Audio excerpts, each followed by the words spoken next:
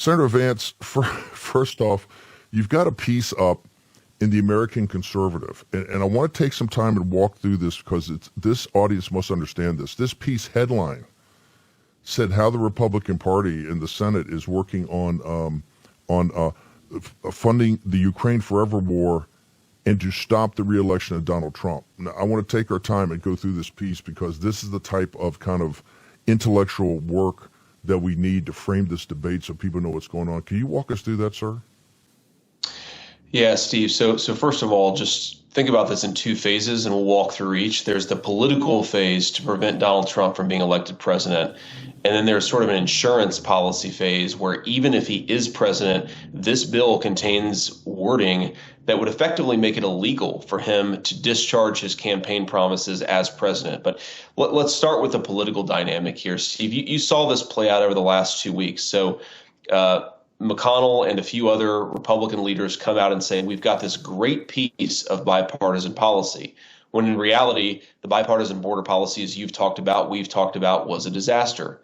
So step two is then to say, well, we can't advance this great piece of policy. Why can't we advance this policy?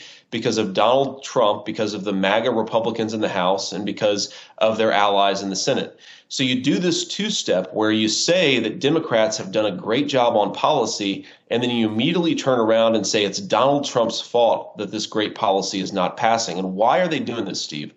They're doing it to apply as much political pressure as possible to House Republicans to get in line and support this Ukraine funding. And importantly, the fight is not even close to over. So you're going to have a fight over the government funding deadline, which will involve whether we fund Ukraine in part.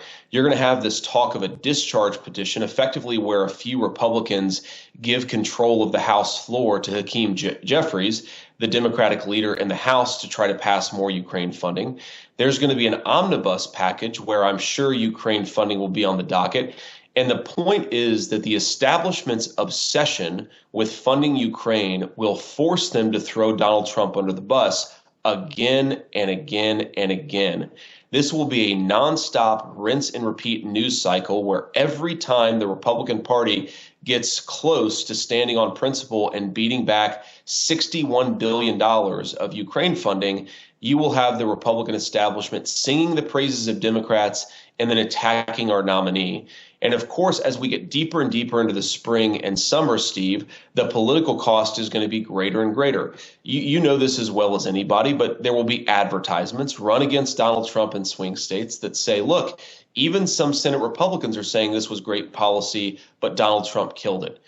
We know voters are really worried about the chaos of the Biden administration, especially on the world stage. They will run advertisements saying we had a solution to the chaos, but then Donald Trump and the MAGA Republicans killed it. This is a constant structure within which they can drive down voter turnout on the Republican side and drive up Democratic turnout on their side in an effort to destroy Donald Trump politically. And I think, Steve, you're going to see this news cycle repeat itself. The particulars will be a little bit different, but the news cycle will repeat itself, and the goal is going to be to destroy a potential Trump presidency. Now, that's the political side, and we could go further into that, or we could talk about even if Trump manages to survive this onslaught, I think they've got an insurance plan, because I think that's important to talk about too.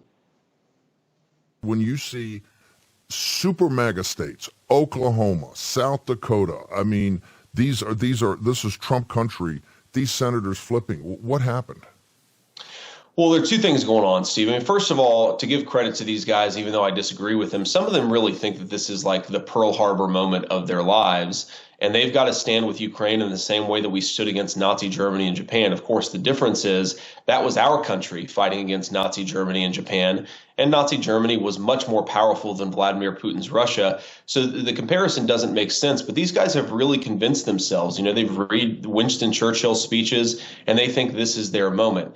Now, there's also a less charitable thing going on, Steve, which is these people are all obsessed with going to the Munich Security Conference in a week and being able to tell their globalist friends that they stood and they got Ukraine their money. Now, it won't pass the House in a week, but I can't overstate this. How many of these guys want to go and hobnob with the Secretary General of NATO and they want to sit there with the heads of states of various European countries, and they want to say, yeah, we've got some knuckle draggers in the Republican Party, but we did our job and we delivered that money for Ukraine. So we cannot let these guys, in the interest of Ukraine, destroy our nominee, create a constant civil war within the Republican Party, depress our voters, all so that you guys can get $61 billion for Ukraine. But that's what's going on here.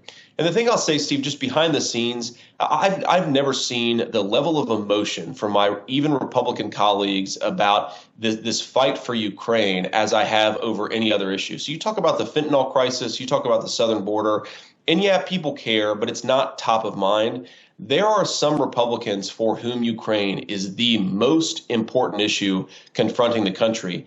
And I just say, even if you're pro-Ukraine funding, and obviously I'm not, don't we have 10 more important issues confronting this nation between the border problem, the debt problem? Why are we so obsessed with this? It is a fetish, Steve, and I can't pretend to understand it. How can we write a $61 billion check to Ukraine when we haven't done anything on the border? And we know the dynamic here, Steve. We have to force Joe Biden to do his job because he doesn't want to.